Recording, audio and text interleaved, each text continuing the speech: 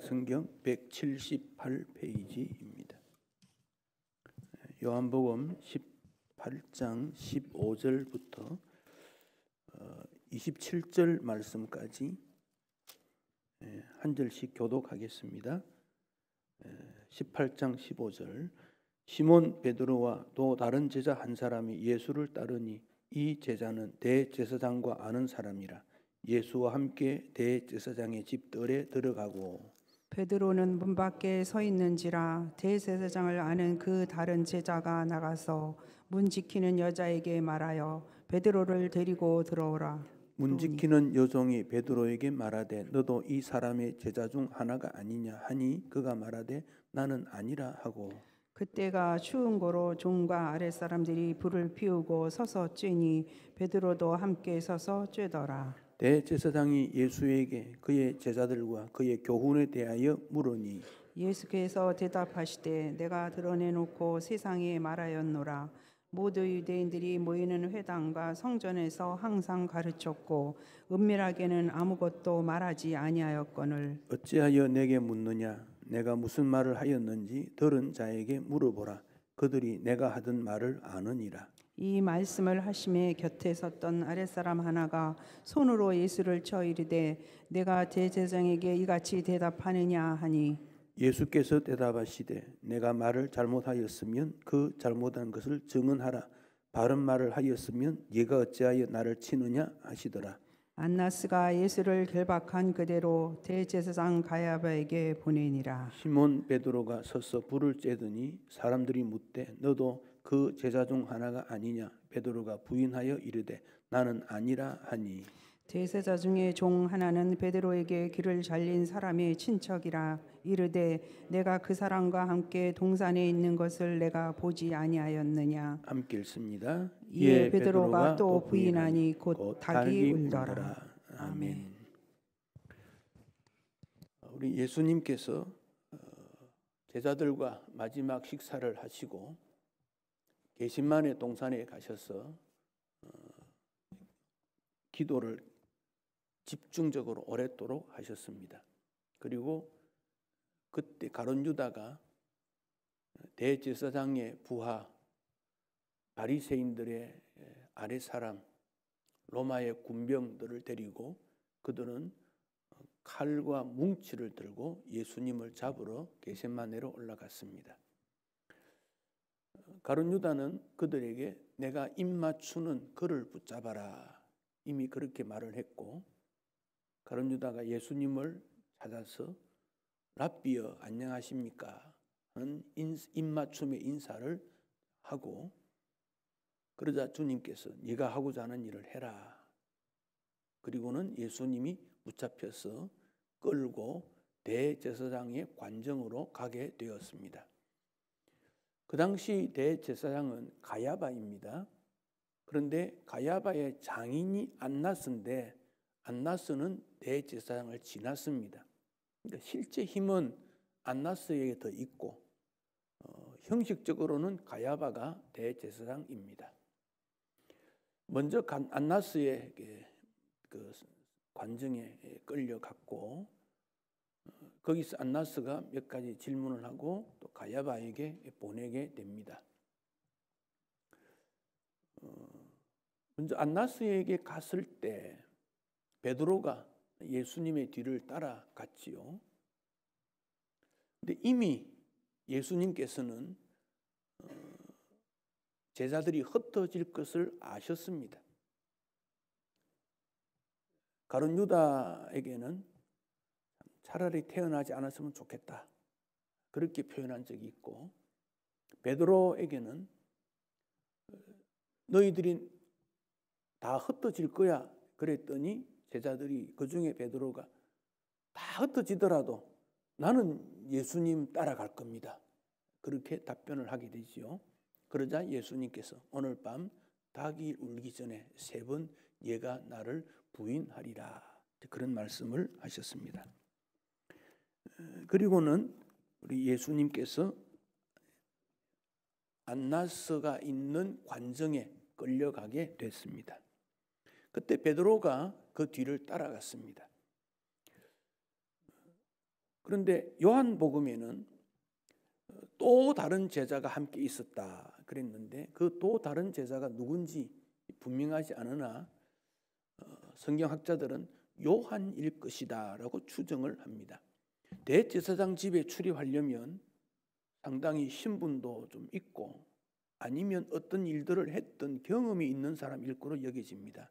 그래서 요한이 물고기를 잡는 일을 했으니까 물고기 중에 좋은 그런 것들이 있으면 안나스에게 갖다 주고 그 집에 제공해 주었던 그런 일들 때문에 문 지키는 사람과 관계가 좋았을 거다 그렇게 생각합니다. 그래서 또 다른 제자가 먼저 안나스 대제사장이 있는데 들어가서 문지기에게 무슨 말을 합니다. 근데 문지기가 여자였어요. 16절에 보면. 그리고는 밖에 나와서 베드로에게 말합니다. 베드로를 데리고 들어가게 되지요. 그랬더니 문 지키는 여종이 베드로에게 말합니다. 너도 이 사람의 제자 중 하나가 아니냐. 그렇게 말합니다. 여러분, 이 사람의 제자, 즉 예수의 제자가 아니냐 이렇게 질문되는데 이 질문의 뉘앙스를 우리가 조금 더 자세히 보면 너 예수 제자 아니지? 아니지? 우리나라 말은 아니다, 맞다 뭐 이렇게 표현하겠지만 서양이나 영어나 다른 것에 보면 아니지 물었을 때도 뭐 아니다라고 답변하고 맞지 할 때도 아니라고 답변할 수 있거든요. 너 예수 제자 아니지? 예수 제자 아니기를 바란다. 베드로가 너 예수 제자지? 이렇게 물었을 때 그래 나 예수 제자야. 그렇게 답변하지 못하고 그래 나 예수 제자 아니야. 그렇게 대답했을까? 그리고는 대제사장 안나스와 예수님이 질문을 하는데 19절에 보면 그 질문 내용이 이렇습니다. 예수에게 그의 제자들과 그의 교훈에 대하여 물었다. 제자가 누구냐? 몇 명이나 되냐? 얼마나 추종하냐? 이런 거 물었다 그 말이죠. 왜냐? 그 당시에 권력을 잡은 사람은 예수가 하나님 나라라고 하는 운동을 통해서 이스라엘을 로마로부터 독립을 시키고 새로운 나라를 만들겠다라는 정치 세력으로 본 것입니다. 그러니까 예수도 붙잡아야 되지만 그의 제자들도 붙잡아야 되기 때문에 예수의 그의 제자들이 누구며 어디 있느냐고 물은 거예요. 그 질문에 대해서 예수님은 침묵하십니다. 예수님은 십자가에 달렸을 때까지 계속해서 그 후에 가야바에게 빌라도에게 신문을 받지만 제자들에 대해서는 입을 딱 닫습니다. 또 하나 질문을 합니다. 교훈에 대해서 예수가 말했던 교훈 그 내용이 뭐냐 질문을 합니다. 그 질문에 대해서는 예수님이 대답합니다. 내가 드러내놓고 공개적으로 다 했는데 뭘 묻느냐? 회당이나 성전에서 항상 가르치고 숨어서 한 게 아닌데 그들에게 들어보면 되지. 그걸 왜 나에게 또 묻냐? 그랬더니 대제사장인 아래 사람이 손으로 예수님을 쳤다 하는 내용이 나옵니다. 그리고 예수님을 안나스가 결박한 대로 가야바에게 보냅니다. 그래서 베드로가 가야바 집에 갔을 때 혹은 안나스에 있는 어느 곳에 있는지 분명치 않으나 또 대제사장 관정이 굉장히 넓었던 것 같아요. 가니까 25절에 또 너 예수의 제자이지라고 묻습니다. 이 질문은 너 예수의 제자 아니지? 라고 물을 수도 있는 겁니다. 그러니까 아니라 답변했습니다. 26절에 또 한 사람이 묻습니다. 이 사람은 누구냐? 26절에 이 사람은 이래 말했습니다. 대제사장 종 하나는 베드로에게 귀를 잘린 사람의 친척이다. 게셈마네 동산에서 예수님을 붙잡으러 왔을 때 베드로가 칼을 가지고 있었던 것 같아요. 그래서 칼을 해서 오른쪽 귀를 잘랐습니다. 그 사람 이름이 말고라 그랬어요. 말고. 왜 오른쪽 귀를 잘랐을까요?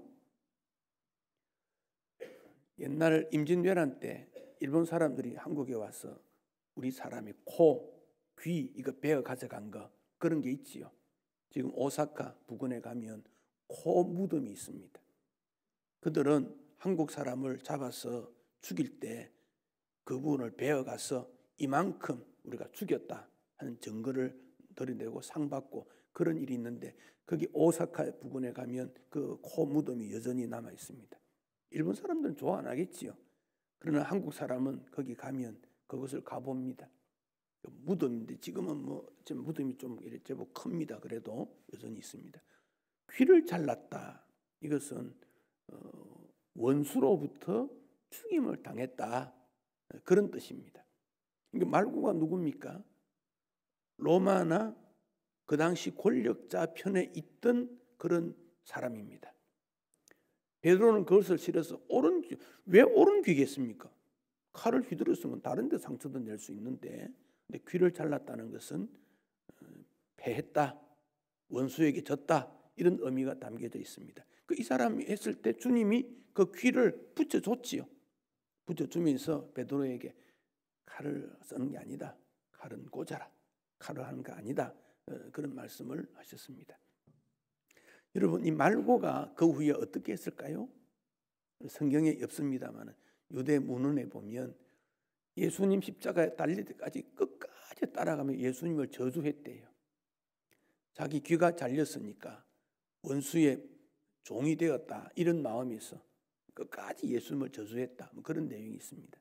그러니까 예수님의 십자가 앞에서 인생을 돌이키고 하나님의 구원과 하나님의 나라를 바라보고 찬성했고 회개했고 뉘우치고 하나님 나라 백성이 사람이 되는 게 있느냐 하면 그런 어떤 기적을 경험해도 끝까지 반대하고 배신하고 조롱하고 무시했던 그런 사람들도 있다.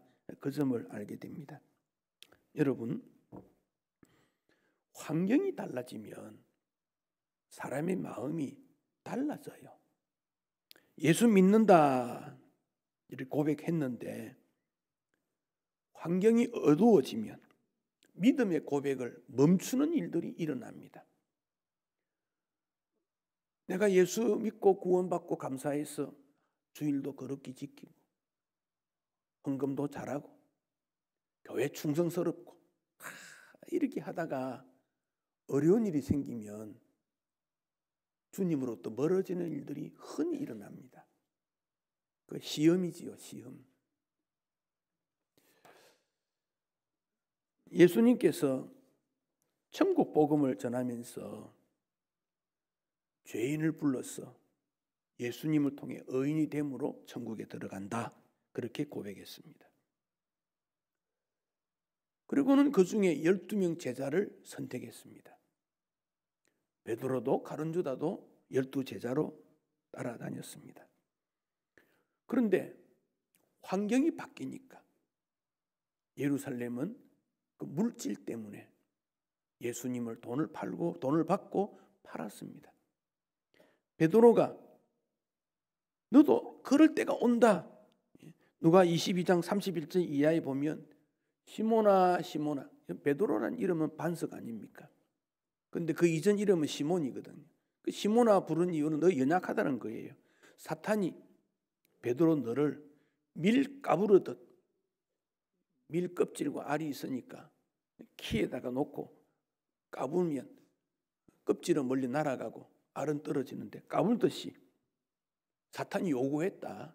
그런다 예수님께서 베드로 너를 위해서 너의 믿음이 떨어지지 않기를 기도했다. 너가 돌이킨 후에 너뿐 아니라 너의 형제도 굳게 해야 된다. 베드로가 뭐라고 합니까? 주님, 내가 주와 함께 감옥에도 죽는 데 가기도 각오했습니다. 그런데 예수님이 붙잡힙니다. 상황이 바뀝니다. 예수님은 그것을 아시고 오늘 닭 울기 전에 네가 3번 나를 모른다고 부인할 거야. 반석 같은 베드로가 다시 흔들리는 갈대의 모습으로 돌아간 것을 보게 됩니다. 예수님이 붙잡히시고 얼굴에 침을 뱉고 주먹으로 치고 손바닥으로 때리고 멸시와 조롱을 받고 너 친자가 누구냐 질문을 던지고 알아맞혀보라 그러고 이런 어려움을 당하는 것을 베드로가 보았을 때 베드로 마음은 흔들렸다는 겁니다. 훗날 베드로가 베드로전서 후서를 통해서 기독인들이 굉장히 박해를 많이 받았습니다. 네로 황제가 로마 시내에 막 불을 지릅니다.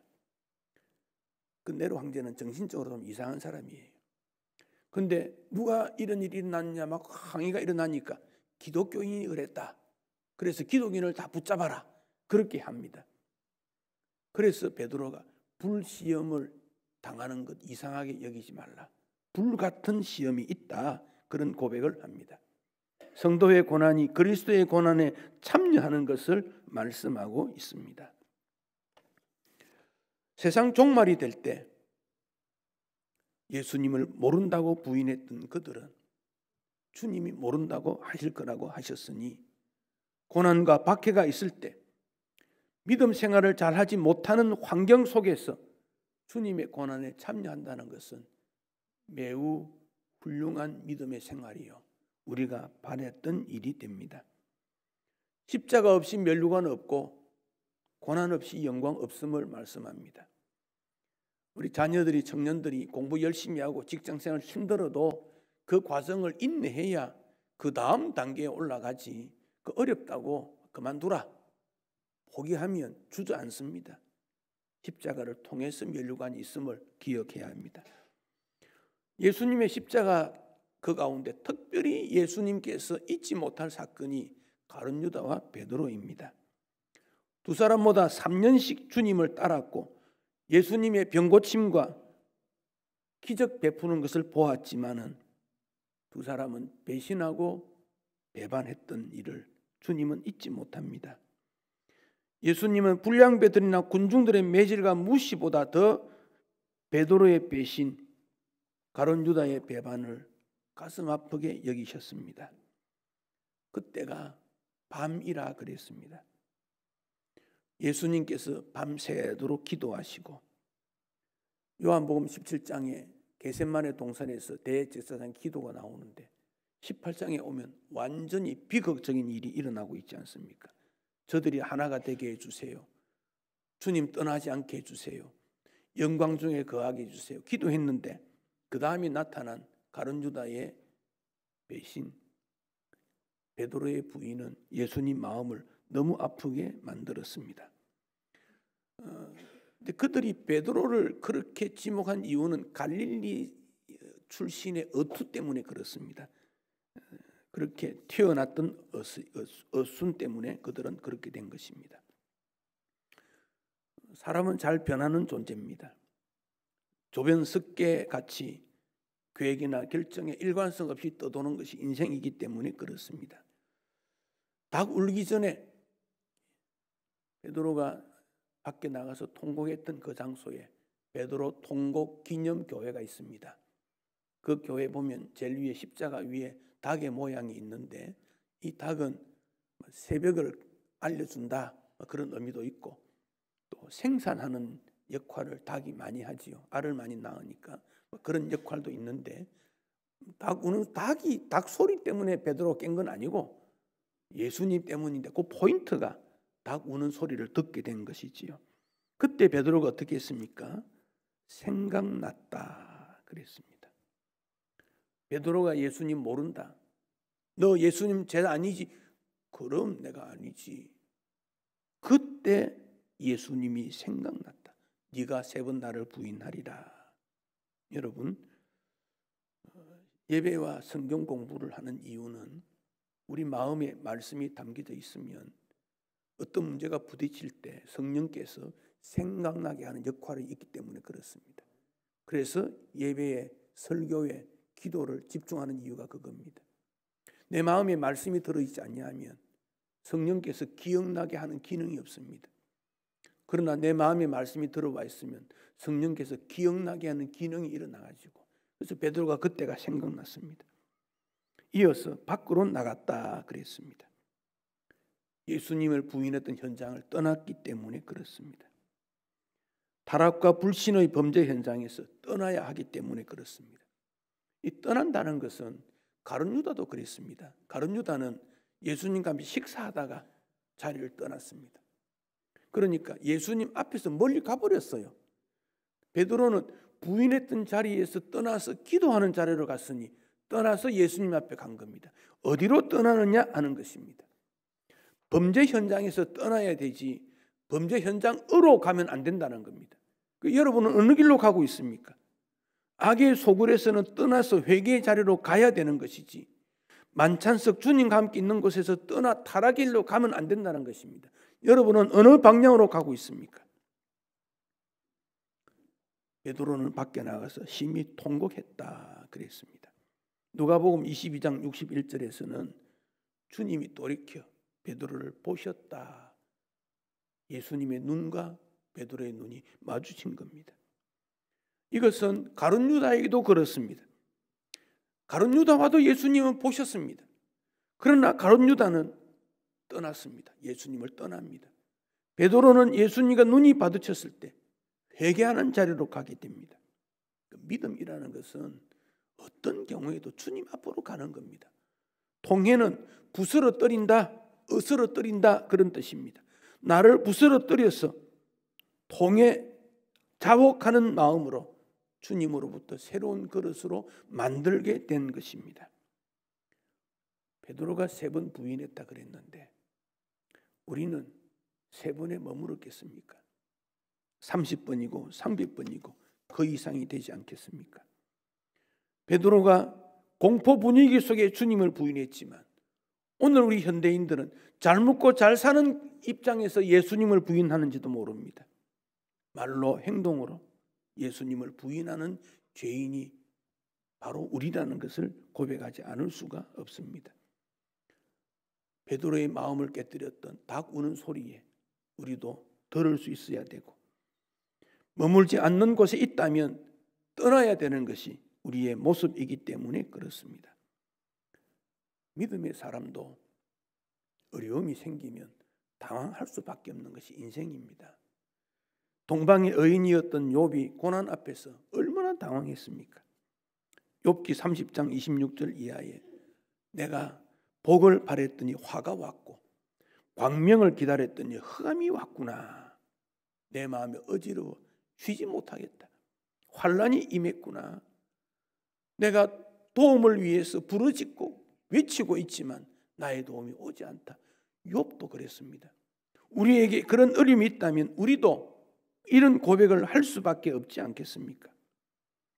요한복음 15장 19절에서 너희가 세상에 속해였다면 세상의 것을 사랑하게 될 것이다. 그러나 우리가 세상에 속한 자가 아니고 세상에서부터 하나님께 선택을 받은 자이므로 세상이 너를 미워하는 거다. 세상에서 예수 믿는 것 때문에 불이익이 있고 고난이 있고 아픔이 있는 것은 당연한 일이라고 했습니다. 환경이 달라진다고 해서 우리의 믿음이 흔들리면 안 됩니다. 내 상황이 바뀌었다고 해서 주님 앞에 헌신하겠다는 결심이 약해지거나 부족하거나 무너져서는 안 됩니다.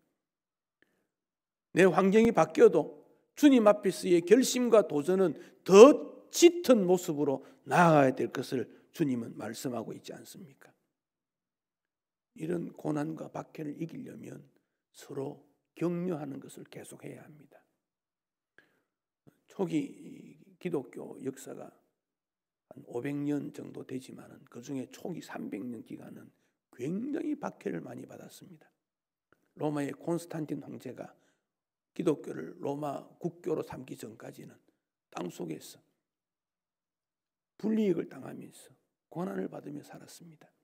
그때 그들이 모여서 예배를 드리면 예배 인도자가 하나님께서 여러분과 함께 하시기를 바랍니다 라고 인사하면 회중들은 예, 당신에게도 그렇게 되기를 바랍니다.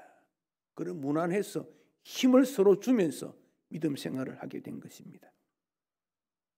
사랑하는 성도 여러분, 왜 주님이 이 땅에 오셨습니까? 이 땅에 오셨다는 것은 나와 가까이, 우리 가까이 오신 거예요. 만약 우리 예수님이 여러분 집 앞이나 옆에 이사를 왔다면 어떻게 하시겠습니까? 아, 예수님이 내 집 옆에 이사가를 왔다.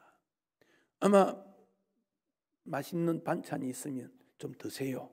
뭐 이런 분도 있을 거예요. 매일 그 집 앞을 청소하는 사람도 있을 거예요. 그분이 들으라고 목소리 높여 기도나 찬송할 수도 있을 거예요. 어떤 분은 이렇게 말합니다. 예수님, 이제는 다른 곳으로 이사 가지 마세요. 늘 함께 있고 싶다는 거지요. 베드로가 예수님을 따르는데 멀찍이 따랐다. 멀어지면 그렇습니다. 누구든지 그렇습니다. 멀어지면 사랑도 식어지고 애정도 싫어지고 사랑도 모든 일이 식어질 수밖에 없습니다. 3년 동안 예수님 딱 곁에 있을 때는 그렇지 않았는데 예수님 붙잡히니까 멀찍이 따라지니까 이게 거리적인 멀리 있지만 마음이 멀어진 거 아닙니까? 여러분은 예수님과 거리가 얼마나 됩니까? 예수님과의 관계가 어떻게 되어 있습니까? 이번 한 주간을 고난 주간이다 그렇게 말합니다. 보다 경건하게 예수님의 삶을 따라서 예수님의 사랑을 실천하고 예수님처럼 나도 희생해 보겠다는 마음으로 사는 그것이 고난 주간의 의미입니다. 기독교가 이 고난 주간에 기도도 많이 하고 저녁에도 예배하고 찬양도 하고 각종 행사가 많지만 예수님 가까이 가지 않는 행사는 아무런 의미가 없습니다. 예수님과 가까이 가야 되는 것이 이 한 주간에 특별히 우리가 해야 되는 방법이요, 길이요, 중심적인 사역이 되어야 합니다. 우리는 지금까지 하나님의 은혜로 살아왔습니다. 우리의 앞날도 주의 은혜가 임하게 될 것입니다. 베드로의 통곡 소리를 들을 수 있기를 바랍니다. 예수님을 닮은 그 작은 예수가 되기 위해서 하나님 기뻐하시는 새 사람이 되기 위해서 닭 우는 소리도 우리는 들으려고 노력해야 합니다. 누군가가 나를 깨우쳐 주는 그 소리를 들을 때 반응해야 합니다. 베드로가 밖에 나가 통곡하고 좌절감이 있었지만 주님은 다시 베드로를 세워서 그 베드로를 통해서 하나님의 나라가 확장되어 가는 가장 중요한 일꾼으로 삼으셨습니다.